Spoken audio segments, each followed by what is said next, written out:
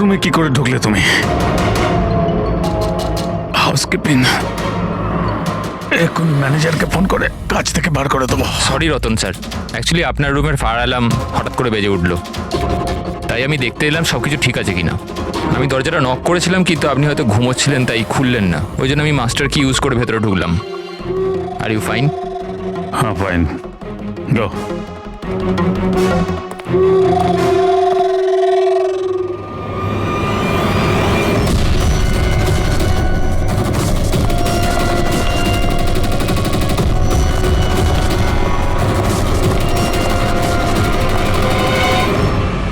শোয়ার পরে ওই মাথায় যন্ত্রণা কেন হচ্ছে? ডাবল শট কফি নিতে হবে একটা। হ্যাঁ আলিশা, কাজ হয়ে গেছে। Great job. এখন তাড়াতাড়ি ওখান থেকে বেরো, হোটেলের অ্যাকচুয়াল স্টাফ 5 মিনিটে ওখানে চলে আসবে। হ্যাঁ ঠিক আছে, আমি বেরিয়ে যাচ্ছি, bye.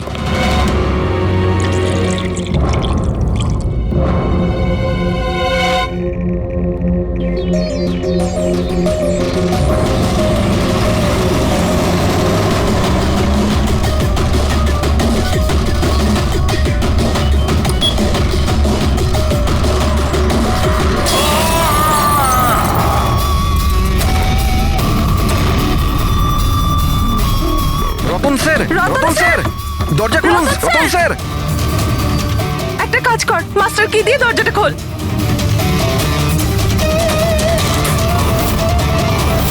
Ratan sir, Ratan sir. Ratan sir.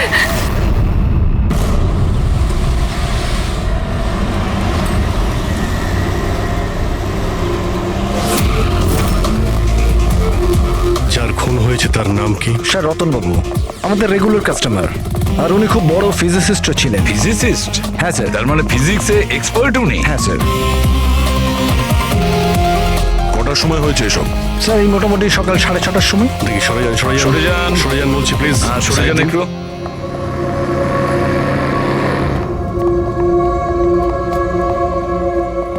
মাই গড, মাই গড, এর বুকের মধ্যে তো ডার্ট ঢুকে আছে। যদি ওর মৃত্যু মাইক্রোভেন ব্লাস্ট করে হয় তাহলেই 1, 2, 3, 4, 6 6টা ডাটের শরীরে এলো কি করে?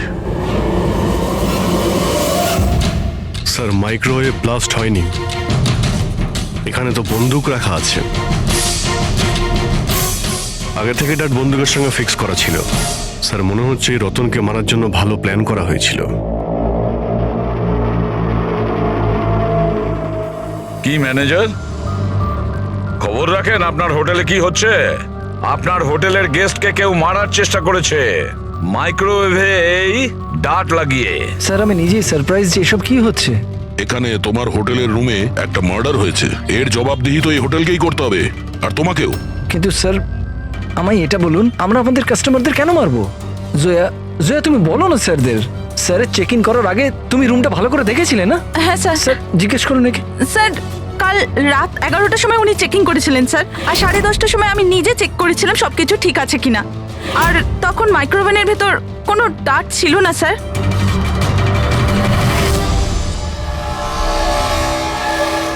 স্যার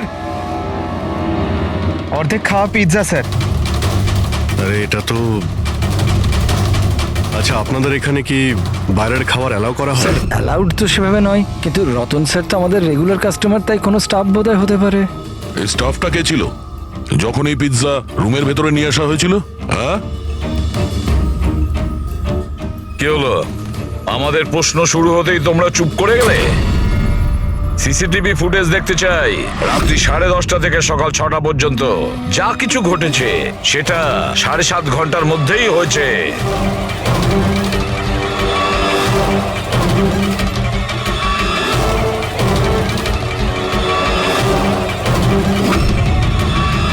ওই দেখো, 10:30টার সময় রতনবাবুর রুমে গিয়েছে, 11:15টায় বাইরে এসেছে, 15 মিনিট।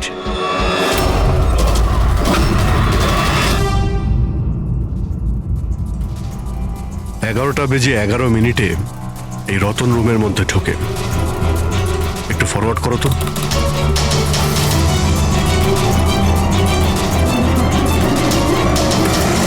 রাত্রি 11:30টার সময় এ এসেছিল রতনের সঙ্গে দেখা করতে।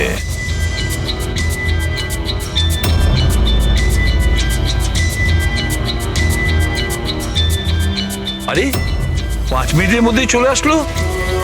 দেখে মনে হচ্ছে খুব রেগেও আছে। ইনি কে? স্যার এ অমিত বাবু, রতন বাবুর ভাই। প্রথমবার এসেছিল হোটেলে। রতন বাবু তো দেখাই করতে চাইছিলেন না এনার সাথে, কিন্তু ইনি তো জোর করে রুমে ঢুকে গেছিলেন।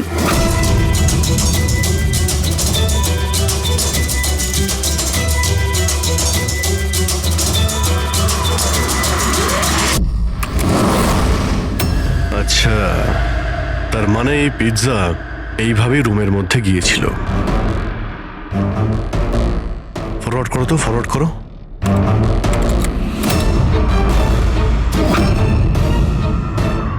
এই বেরোলো, স্টপ। 2টোর সময়, ও 12:30টার সময় ও পিৎজা নিয়ে ঢোকে আর 2টোর সময় বেরিয়ে আসে। এই মহিলা কে? হ্যাঁ, স্যার এনার নাম সমিতা। ইনি রতন বাবুর খুব কাছের বন্ধু। প্রায় প্রত্যেক উইকেন্ডেই উনি দেখা করতে আসেন।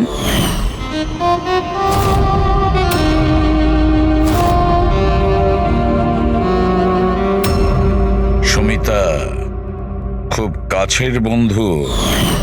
রাত্রি 12:30টার সময় আসে পিৎজা নিয়ে। রতনকে শেষ কল কোনো সমিতা নামের মেয়ে করেছিল, আর তার আগে অমিত নামে কেউ। স্যার হ্যাঁ পঙ্কজ, এক সেকেন্ড, এই পাসপোর্টটা দেখুন স্যার। এতে এই ক্যাম্বলির ভিসা লাগানো আছে। দ্বিতীয় এই বম্বে থেকে ক্যাম্বলি যাওয়ার টিকিট। ফটো তো ওরই, কিন্তু নাম রতন নয়, দিগ্বিজয় কুমার।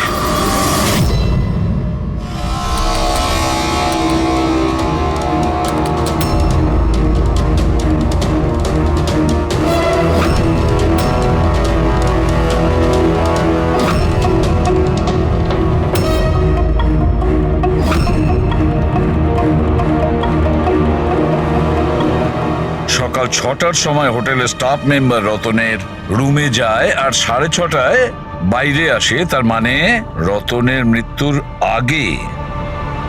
এই স্টাফ মেম্বারের নাম কি? জানি না স্যার। কে? আপনি আপনার স্টাফকেও চেনেন না? হ্যাঁ, স্যার এ আমাদের স্টাফ নয়। আমি খোঁজ নিচ্ছি স্যার, দেখছি। মুকুল, খোঁজ নাও। এই লোকটা কে? কোনো নতুন স্টাফ জয়েন করেছে কি? স্যার একটা কথা বুঝতে পারছি না, এই রতন একজন ফিজিসিস্ট ছিল, দেশের স্পেশালাইজ স্পেস প্রোগ্রাম নিয়ে কাজ করছিল, তাহলে জাল পাসপোর্ট কেন বানালো? সেটাই তো, কেউ কোনো ফিজিসিস্টকে মারার জন্য এত লম্বা প্ল্যান কেন করবে? পুরবি, এই ল্যাপটপ চেক করো একটু রতনের। স্যার হ্যাঁ, আমি সব রেকর্ড চেক করে নিয়েছি। এই লোকটা হোটেলের কোনো ডিপার্টমেন্টে কাজ করে না। ইনি তো কোনোদিন স্টাফই ছিলেন না। আমার তো মনে হয় ইনি বাইরের লোক। এই দেখো, বাইরের কোনো অচেনা লোক এখানে আসে, হোটেলের স্টাফ হয়ে ঘুরে বেড়ায়, এই আপনাদের সিকিউরিটি? হ্যাঁ,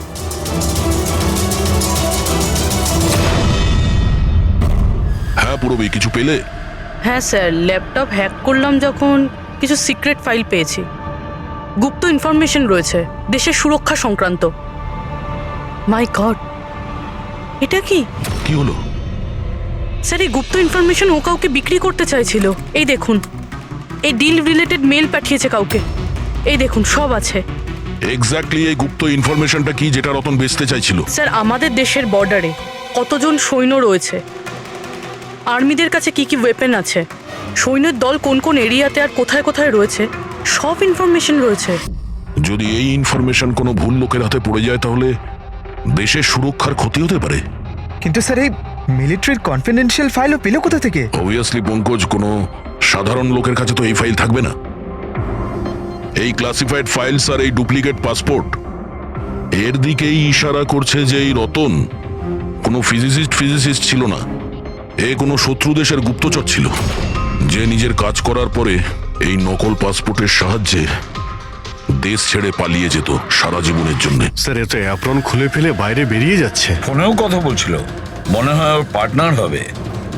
প্যাট্রিক, হোটেলের বাইরে যে কটা সিসিটিভি ক্যামেরা আছে সব কটা ফুটেজ চেক করো। স্যার যতক্ষণ না এই অচেনা স্টাফের ব্যাপারে জানা যাচ্ছে, এই সমিতা আর রতনের ভাই, এদের জিজ্ঞাসাবাদ করা যাক। স্যার, হ্যাঁ দা, স্যার এই রতন হয়তো ফিজিসিস্ট ছিল না, কোনো শত্রু দেশের গুপ্তচর ছিল স্যার। গুপ্তচর? হ্যাঁ স্যার, আমি ওর ব্যাগের থেকে এই নকল পাসপোর্ট পেয়েছি, আর ওর ল্যাপটপে এই গুপ্ত ফাইলস আছে স্যার, এই দেখুন। মাই গড, তাহলে খুব তাড়াতাড়ি রতনের বাড়ির লোকের সঙ্গে কথা বলতে হবে, আর ওই সমিতার সঙ্গেও। জানা তো যাবে যে রতন কোনো ফিজিসিস্ট ছিল নাকি কোনো গুপ্তচর। একে তো সবে আমার স্বামী খুন হয়েছে, আর এখন সিআইডির লোকেরা ওর উপর দেশের সাথে বিশ্বাসঘাতকতার অভিযোগ করছে। বৌদি, বৌদি নিজেকে সামলাও, এমনিতেই দাদার মৃত্যুর দুঃখে তোমার শরীর খারাপ। মিস্টার অমিত, আপনাকেও কিছু প্রশ্ন করতে চাই আমরা। আপনারা একসঙ্গে একই বাড়িতে থাকেন, কিন্তু কাল রাতে আপনার দাদার পিছু পিছু হোটেল রুমে কি করতে গিয়েছিলেন? আমি পাঠিয়েছিলাম ওকে ওখানে। তুমি পাঠিয়েছিলে? কি জন্য? কারণ রতন দাদা পুরো প্রপার্টি নিজের নামে করে আমাদের বাড়ি থেকে বের করে দিতে চেয়েছিল। দলিলপত্রেও কিছু গন্ডগোল করেছিলেন উনি, আর নিজের ভাইয়ের ব্যাপারে তো কোনো চিন্তাই ওনার ছিল না। এই যে তুমি কি বলছো দিয়া? বৌদি প্লিজ। এইসব কথাগুলো তো বাড়িতেও হতে পারতো, তোমার হোটেলে যাওয়ার কি দরকার ছিল? স্যার, আমরা ঝগড়াঝাটি করে বাড়ির পরিবেশ খারাপ করতে চাইছিলাম না, আর দাদা এই টপিকটাকে অনেক দিন ধরে অ্যাভয়েড করছিল। এই জন্য আমার মনে হয়েছিল হোটেলে গিয়ে কথা বলেই ঠিক হবে। কিন্তু রুম থেকে তো তুমি খুব তাড়াতাড়ি চলে এসেছিলে, তার মধ্যেই সব কথা হয়ে যায়। স্যার, হোটেলের ঘরেও আমি কথা বলতে পারিনি। দাদা খুব ঘুমের মধ্যে ছিল আর ক্লান্ত ছিল, সেজন্য খিটখিটে হয়ে গেছিল। সেজন্য আমি রাগে ওখান থেকে বেরিয়ে আসি। এই এত বড় বাড়ি থাকা সত্ত্বেও রতন হোটেলে গিয়ে থাকতো?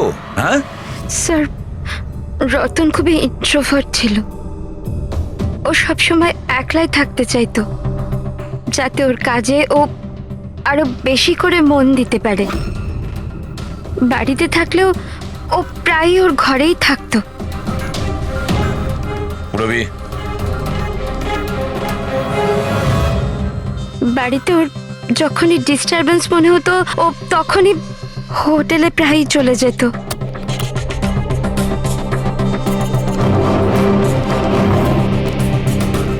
আচ্ছা, এই সমিতাকে? সমিতা? প্লিজ কিছু করুন অফিসার, আমি সকালে মিসিং কমপ্লেন করেছিলাম, এখন সন্ধ্যা হয়ে গেল, আমার স্ত্রীর কোথাও কোনো খোঁজ পাওয়া গেল না। জামাই বাবু প্লিজ রিল্যাক্স, সমিতা দিকে পাওয়া যাবে। কি? সমিতা দেবী নিখোঁজ? হ্যাঁ। আপনারা? আমরা সিআইডি থেকে আসছি। ভালো হয়েছে আপনারা এসে গেছেন, এরা তো কিছু করতে পারছে না, এবারে আপনারাই খোঁজ করুন, আমার স্ত্রী কোথায়? আমরা তো খোঁজ করবই, একটা খুন করে পালিয়েছে ও। কি?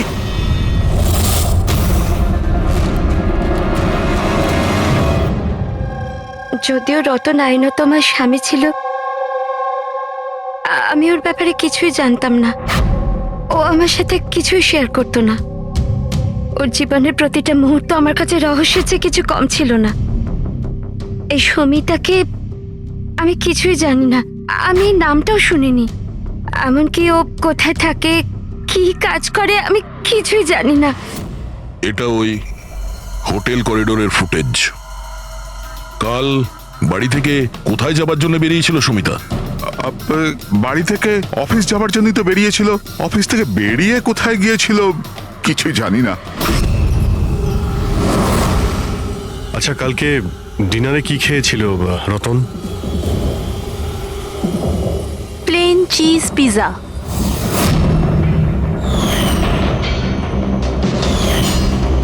তাই না বৌদি? হ্যাঁ। প্লেন চিজ পিজা, অদ্ভুত ব্যাপার না অভিজিৎ? হোটেলেও পিজা, আবার বাড়িতেও পিজা। দাদা হোটেলেও পিজা খেয়েছিল? একদমই ঠিক, সেই পিৎজা যেটা সমিতা নিয়ে এসেছিল। কিডন্যাপাররা ফোন করেছিল? সমিতাকে কিডন্যাপ করা সহজ নয়। আইবি টিমের লোকও ও সমস্তভাবে ট্রেন্ড যে কোনো বিপদ থেকে রক্ষা করবার জন্য। আইবি, আপনি আপনার দিদির রুমটা একটু দেখাবেন প্লিজ।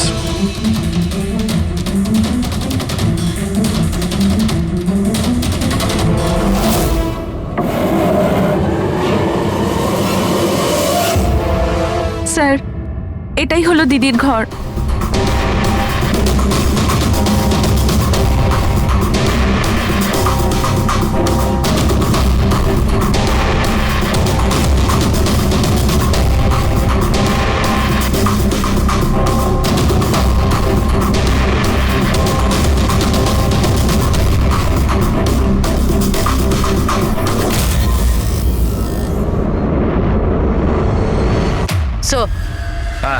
স্যার একবার এদিকে আসবেন।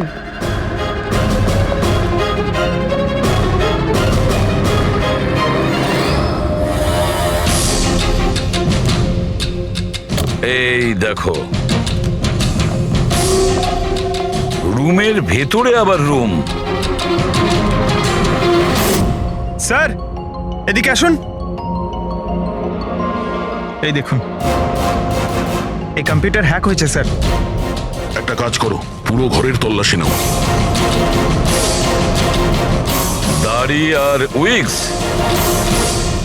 ওহো, প্রস্থেটিক্স।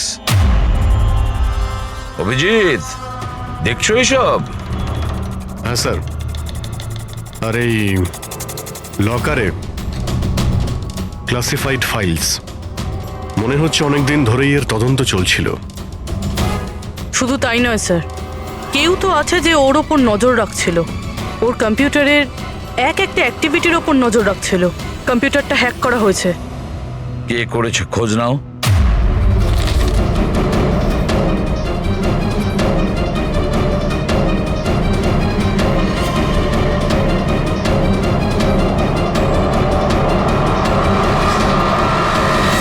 এবার কি বলবেন আপনারা এই ব্যাপারে? আপনারা রতনের সঙ্গে একই ছাদের নিচেই থাকতেন, আর এই ব্যাপারে আপনারা জানেনই না। স্যার আমরা কি করে জানবো স্যার? রতনদা তো নিজের ঘরে কাউকে ঢুকতেও দিত না। এমনকি স্যার কাজের লোক কেউ নয়, পরিষ্কারও স্যার উনি নিজেই করতেন। তাহলে ম্যাডাম, আপনি আপনি কি বলতে চাইছেন? হ্যাঁ, এটা তো বেডরুমের ভেতরের ব্যাপার। স্যার আমি আপনাকে বললাম না, আমি কিছুই জানি না। আরে এই এই কবে আর কি করে হ্যাঁ দয়া। স্যার, সমিতা বাড়িতে নেই স্যার, ও নিখোঁজ। আইবি বিউরোতে কাজ করে স্যার। স্যার, আমরাও ল্যাপটপ চেক করেছি। পুরবী রতনের ল্যাপটপে যে ইনফরমেশনগুলো পেয়েছিল স্যার, ওই সমস্ত ইনফরমেশন এখানে সমিতার ল্যাপটপেও আছে। এই ইনফরমেশনটা লিক করে দেশ ছেড়ে পালিয়ে যাওয়ার চিন্তা ছিল। তাহলে দয়া, এই সমিতা আইবিতে চাকরি করত, তার মানে দেশের সমস্ত তথ্য ওর কাছে আগে থেকে ছিল, যেগুলো ও রতনকে দিত, আর রতন সেগুলোকে বিক্রি করত, আর দুজনেই এর থেকে রোজগার করত। হ্যাঁ স্যার, কিন্তু এইবার ও ডবল ক্রস করে দিয়েছে রতনকে। ও ওকে প্রাণে মেরে দিয়েছে আর মেরে এখান থেকে পালিয়ে গেছে। এই সমস্ত ইনফরমেশন জোগাড় করো আর ব্যুরোতে নিয়ে এসো।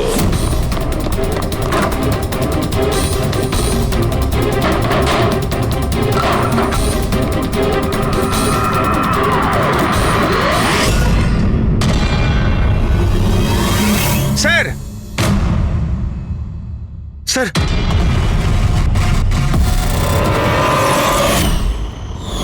সমিতা, সমিতা! হ্যাঁ দয়া। স্যার, এই বিক্রম আর অঞ্জলি, এদের যে অ্যালাবাইজ আছে ওগুলো আমরা চেক করেছি। যখন খুন হয়েছিল ওই রাতে বিক্রম গ্র্যান্ড রোডে ট্রাফিক জ্যামে ফেসেছিল, আর প্রায় রাত 2টোর সময় বাড়িতে পৌঁছেছে। আর এই অঞ্জলি? স্যার, এই অঞ্জলিও রাত্রির 12টা পর্যন্ত কাজ করেছে, আর প্রায় রাত্রি 1:30টার সময়ও বাড়িতে পৌঁছেছে। দয়া, এসব দেখে মনে হচ্ছে এটা সাধারণ কেস নয়, দেশের সুরক্ষার সঙ্গে জড়িয়ে রয়েছে। স্যার, হ্যাঁ স্যার এই দেখুন স্যার, ঠিক ব্লাস্টের আগে ওই সকাল 6টা 6:30 নাগাদ এই লাল গাড়িতে একজন মহিলা বেরিয়েছিল। স্যার হ্যাঁ ওই যে নকল হোটেল স্টাফটা ছিল না, ও তখনই বেরিয়েছে কিন্তু অন্য গেট থেকে। এই দেখুন। রবি, কটা নাগাদ গাড়ি এসেছিল? 6টা নাগাদ। বেরিয়েছে 6:30, মানে আধ ঘন্টা পরে। আচ্ছা, ছবিটা একটু জুম করো তো, দেখি তো একটু। রবি, আমাদের ডেটাবেসে কিছু নাম আর ফেস আছে যারা দেশের ক্ষতি করতে পারে। এটা বেইমান আর গুপ্তচরের লিস্ট। এদের ফেসটা স্ক্যান করো আর ওদের সঙ্গে ম্যাচ করে দেখো। আর পঙ্কজ, আরটিও থেকে জানো যে এই গাড়ি কার নামে রেজিস্টার করা আছে। স্যার, হ্যাঁ, কেসটা কিন্তু ভীষণ কনফিউজিং। কিছুই মাথায় ঢুকছে না যে আসল ব্যাপারটা কি। ঠিক, একটা কথা পরিষ্কার যে দেশের সুরক্ষার সঙ্গে যুক্ত, অর্থাৎ যে এই রতন আর সমিতাকে মেরেছে না, সে কোনো সাধারণ ক্রিমিনাল বা অপরাধী নয়। বিষয়টা অন্যরকম। ওহো, হ্যাঁ দয়া, কি হচ্ছে? কিছু পেয়েছো? হ্যাঁ স্যার, পেয়েছি। এই মেয়েটা ছেলেটা ওই লিস্টে নেই স্যার যারা দেশের শত্রু, বরঞ্চ সেই লিস্টে আছে যারা দেশের সঙ্গে বেইমানি করে তাদেরকে ধরে মেরে দেয় স্যার। এরা দুজনেই আইবি অফিসার্স, আলিশা আর ঈশান। এসিপি প্রতিমান, আমি আপনার খুব সম্মান করি, তাই আমি কিছু বলছি না। যদি এই অভিযোগটাই অন্য কোনো অফিসার করতো তাহলে সে এতক্ষণে খুব পস্তাতো। শেখরবাবু, আপনি আইবির হেড, সেই জন্য আপনার এই হুমকি দেওয়া কথা সহ্য হতো না। এসিপি স্যার, আমি হুমকি দিচ্ছি না, আপনার অভিযোগের উত্তরগুলো দিচ্ছি। আপনি খুব সহজেই আমাদের ওপর রতন আর সমিতার খুনের অভিযোগ লাগালেন। আপনার কি মনে হয় যে ওরা দেশের শত্রু ছিল তাই আমরা ওদেরকে মেরে দিয়েছি? আমি অভিযোগ করছি না, আমি সরাসরি প্রশ্ন করছি। এই যা কিছু ঘটেছে সেটাই কি সত্যি? দেখুন স্যার, আমরা জানি যে আপনারা জানেন যে এরা দুজন দেশের সুরক্ষার সঙ্গে সম্পর্কিত কোনো ইনফরমেশন শত্রুদের বেচতে যাচ্ছিল। আর এটাও আমরা জানি শেখর বাবু যে যে মুহূর্তে রতনকে খুন করা হয় সেই সময় ঈশান আর আলিশা দুজনেই উপস্থিত ছিল। রতন খুন হওয়ার একটু আগেই ঈশান রতনের রুমে গিয়েছে। সমিতা রতনের রুমে পিৎজা নিয়ে গিয়েছিল, এমন একটা পিৎজা যার মধ্যে অজ্ঞান করার ওষুধ ছিল। হ্যাঁ, তাহলে হতে পারে আপনারা ওকে এমন কিছু বলেছেন যে আমাদের জন্য কাজ করে দাও আর রতনকে মেরে দাও, তাহলে আপনারা ওকে ছেড়ে দেবেন, তাই তো? সেটা নয় আলাদা প্রশ্ন, কারণ তার আগে সমিতাকে মারা হয়েছে তার নিজেরই ঘরে। হ্যাঁ, এটা ঠিক যে আমরা রতন আর সমিতার অবৈধ কাজের ব্যাপারে জানতে পেরে গেছিলাম, আর আমরা সেই জন্য শুধুই ওদের ওপর নজর রাখছিলাম। তবে এমন কোনো গল্প শোনাবেন শেখর বাবু যেটাকে বিশ্বাস করা যায়? স্যার, আপনি শেখর স্যারের সাথে এরকম ভাবে কথা বলতে পারেন না। আর তুমিও এসিপি স্যারের সঙ্গে এইভাবে কথা বলতে পারো না। Relax boys. আলিশা, তুমি বলো, তোমরা দুজন ওই দিন হোটেলে কেন গেছিলে? স্যার,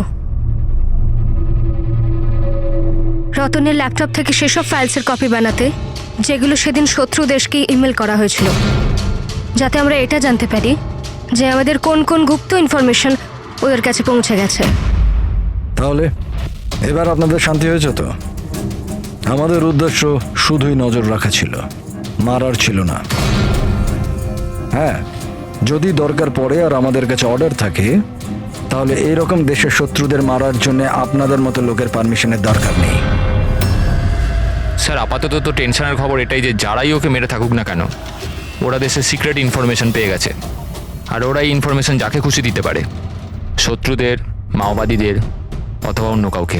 তবে হ্যাঁ, যদি আমরা ওই মানুষটাকে পেয়ে যাই যে ওদের দুজনকে মেরেছে, যার কাছে দেশের ইনফরমেশনগুলো আছে, তাকে মারবার আগে আমরা এক মুহূর্তও ভাববো না। আর এটা আমরা পুরো বিশ্বাস করি যে আইবি পৌঁছানোর আগে সিআইডি ওখানে পৌঁছে যাবে।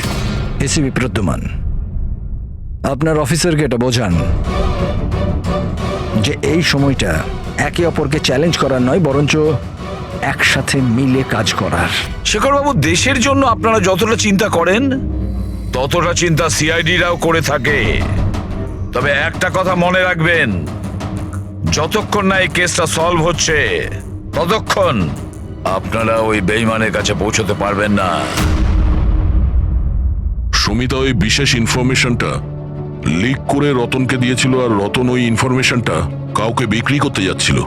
কিন্তু তার আগেই রতন তার বেইমানির কাজটা শেষ করে ফেলুক, কেউ সমিতাকে রতনকে খুন করার প্ল্যানে অংশীদার করে নেয়।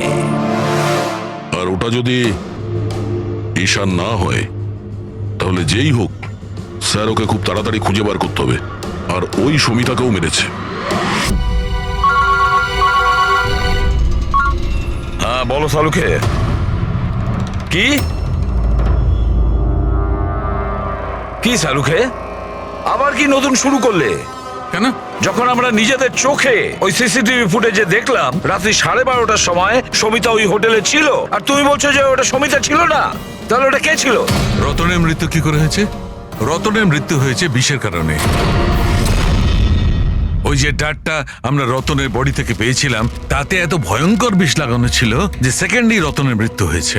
আর স্যার পয়েন্ট নাম্বার 2, এই মাইক্রোওয়েভে ডার্ট ফিক্স করার জন্য খুনি অনেক সময় পেয়েছে, কারণ এই ওষুধ মেশানো পিৎজা খাওয়ার জন্য ও একেবারে বেহুশ হয়ে পড়েছিল। বস, যে নেশার ওষুধটা পিৎজা পাওয়া গেছিল সেই নেশার ওষুধটা আমরা রতনের পেটে পেয়েছি। হ্যাঁ, পুরো ইনগ্রেডিয়েন্টসটা আমরা ভালো করে চেক করতে পারিনি, কিন্তু ঠিক আছে সালুকে, আমি সবকিছু মেনে নিলাম। আগে এটা বলো, এই সব কিছুর পেছনে সমিতার ওখানে হোটেলে থাকা না থাকার কি কানেকশন আছে? সেটাই বলছি বস। ও ডায়াবেটিসের পেশেন্ট ছিল, সুগারের পেশেন্ট। ওই মহিলার মৃত্যু হয়েছে কোনো ভেজাল দেওয়া ইনসুলিনের কারণে। আর সব থেকে ইম্পর্টেন্ট ব্যাপার, ওই মেয়েটির মৃত্যুর সময় রাত 10টা থেকে 12টার মধ্যে। কি? এক্স্যাক্টলি। তাই 12টার মধ্যে যদি ও মারা গিয়ে থাকে, 12:30টার সময় ওকে হোটেলে কি করে দেখতে পাওয়া গেল?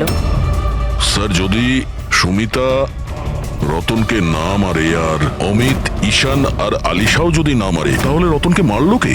আর ওই ফুটেজে যে মেয়েটাকে আমরা দেখেছিলাম, ও যদি সুমিতা না হয় তাহলে আর কে ছিল? সমিতা। এসিপি স্যার, আপনি বোধহয় এটা জানেন না যে আমি কত বড় টেনশনে আছি।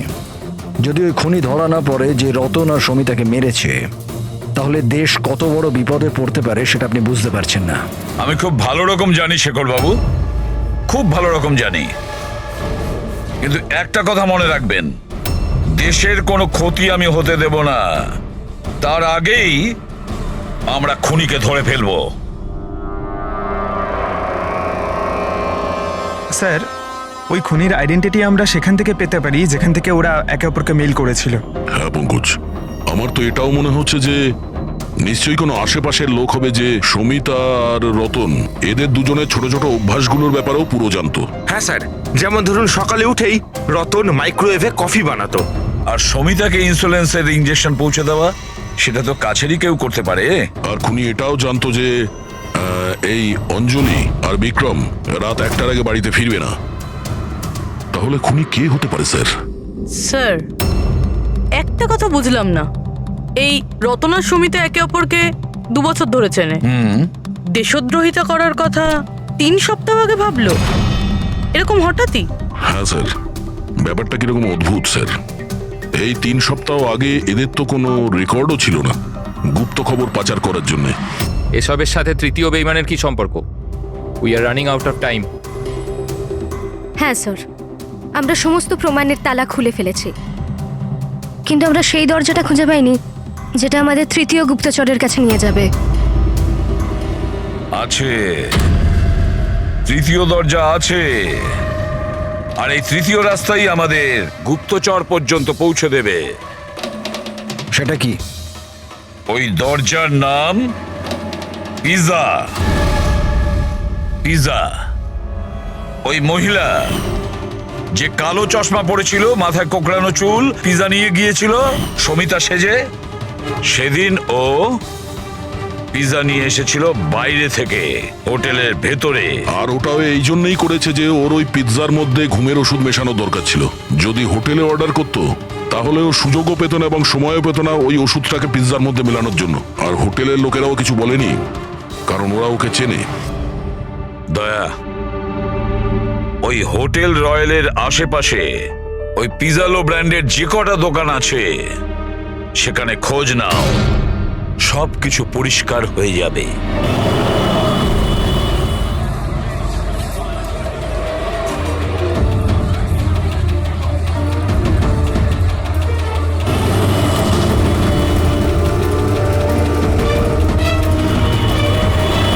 হ্যাঁ স্যার, কাল রাত 12:15টার সময় কেউ তো একজন এসেছিল পিৎজা নিতে, কিন্তু কোনো মেয়ে তো আসেনি, একটা ছেলে এসেছিল।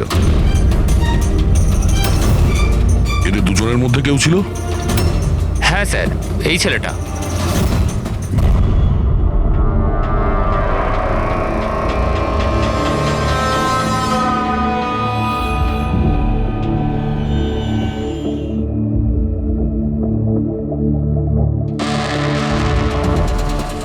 ব্যাপারটা কি? সারিকা, প্লিজ এদিকে এসো। ইয়েস। সারিকা, এই দুটো স্লাইডসেই পিৎজা স্যাম্পল আছে। এটাতে ওইটা আছে যেটা ওর পেট থেকে পেয়েছি। এটা হচ্ছে পিৎজা সেই টুকরোটা যেটা অ্যাকচুয়াল টেবিলে রাখা ছিল। একটু দেখো দুটো। স্যার, এটাই তো অবভিয়াস যে এই পিৎজাটা খেয়েই রতন বেহুশ হয়ে পড়েছিল। এতে দেখার কি আছে? Do you think I am fool? না না, আমি সেটা বলতে নাকি কোনো কারণ আছে তাই তো তোমাকে দেখাচ্ছি। প্লিজ দেখো না। স্যার। Just sit. হ্যাঁ হ্যাঁ স্যার, দেখছি। অন্যটা দেখো।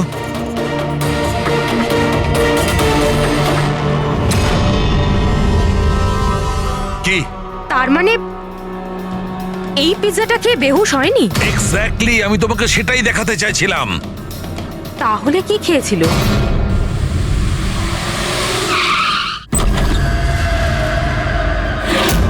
বিক্রম, বিক্রম, বিক্রম? এর কি হলো? এই বিক্রম, ফ্রেডি, তাড়াতাড়ি অ্যাম্বুলেন্সে ফোন করো। এই কোন জিনিসের দিকে ইশারা করছে? ফোনে? হ্যাঁ, কি আছে এই ফোনে? 5 মিনিটে অ্যাম্বুলেন্স আসছে। Good good good. সরিতা আর রতন একসাথে? স্যার, ফটো দেখে তো মনে হচ্ছে ওরা একে অপরকে খুব ভালোবাসে। 1 মাস আগের ফটো।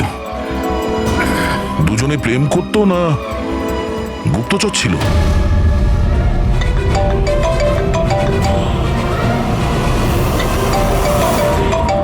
হ্যাঁ ডক্টর সালু। আরে ভাই, এই কেসটাতে একটা নতুন মোড় নিয়ে নিয়েছে। আবার কি হলো? মনে আছে ওই পিৎজা, ওই যে পিৎজাটা যেটা রতন খেয়েছিল যার কারণে ঘুমিয়ে পড়েছিল? হ্যাঁ হ্যাঁ, ওই পিৎজা যেটা ওই নকল সমিতা হোটেলে নিয়ে গিয়েছিল। আরে ভাই, এইটাই তো খটকা। আসলে রতন ওই পিৎজাটার কারণে অজ্ঞান হয়নি। রতন অজ্ঞান হয়েছে অন্য কোনো জিনিস খাওয়ার ফলে।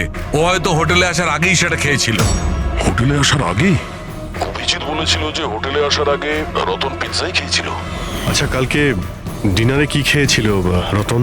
প্লেন চিজ পিৎজা, তাই না বৌদি? হ্যাঁ।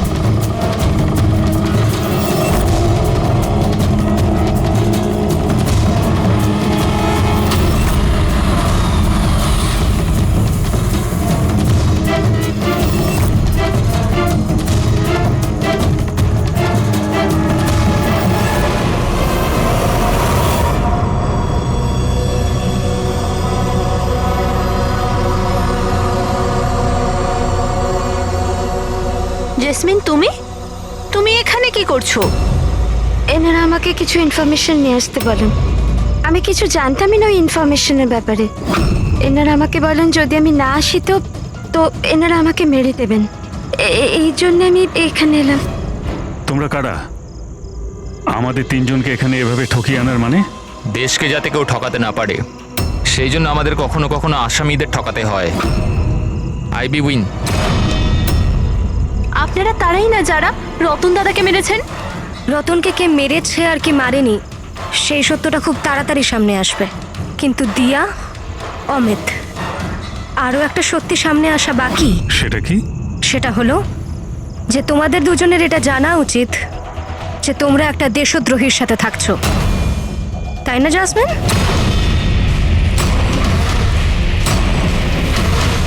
ও হোয়াট ননসেন্স! তোমরা আমাকে দেশদ্রোহী বলছো? রতনকে অজ্ঞান করার খাবারটা তুমিই খাইয়েছিলে তো, যেটার জন্য ও পরে মরে গেল। এবার এতেই তোমার ভালো হবে যে তুমি তাড়াতাড়ি নিজের অপরাধ স্বীকার করে নাও। কি বলছো তোমরা? আমি এসব কিছুই করিনি। কোন অজ্ঞান করার ওষুধ? আমি আমার স্বামীকে কেন মারবো? হ্যাঁ, কেন আমি ওকে অজ্ঞান করার ওষুধ দেব? অমিত, তুমি কেন চুপ করে আছো? হ্যাঁ, তুমি তো সেদিন আমার সাথেই ছিলে যখন আমি রতনকে খেতে দিয়েছিলাম।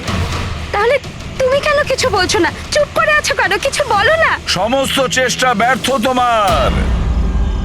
নিজের দেওরের কাছ থেকে সত্যি কথা বলানোর চেষ্টা করো না, কারণ ওর মুখ খুলবেই না। এই সমস্ত প্ল্যানটা ওই করেছে। বিক্রমকে চেনো? কে বিক্রম?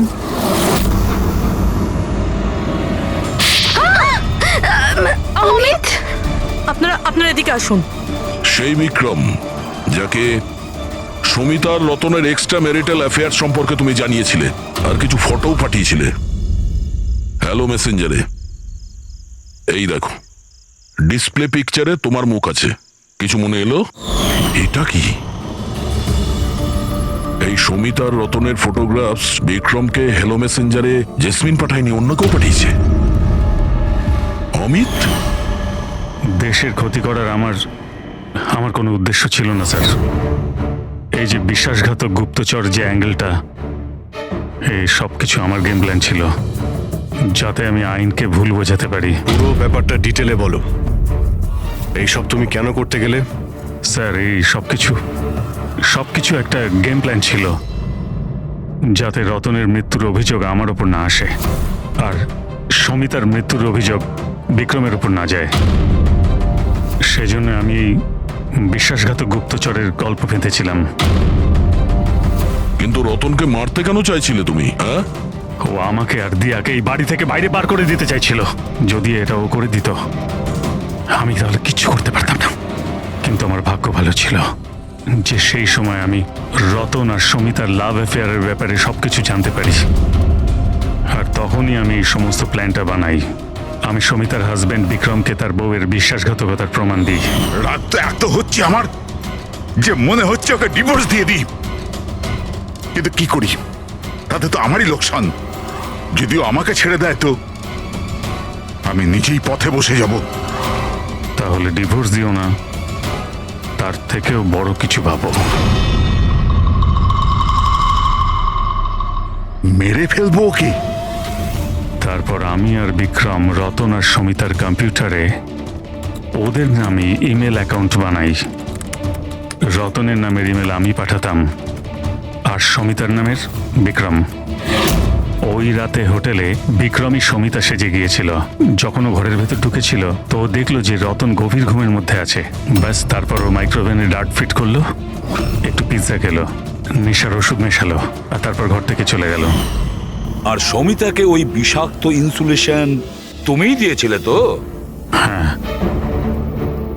হোটেল যাওয়ার আগে আমি সমিতার বাড়ি গিয়েছিলাম।